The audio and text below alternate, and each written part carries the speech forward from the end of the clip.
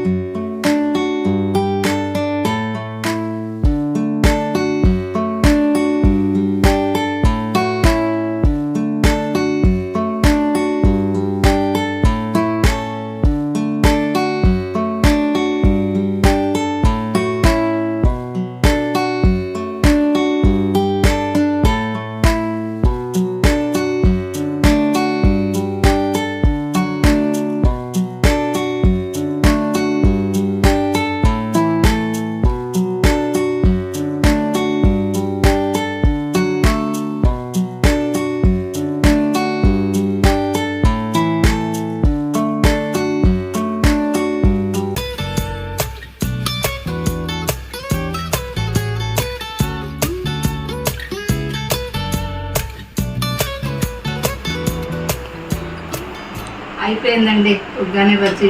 Taste చేసి ఎలా ఉందో చెప్తాను.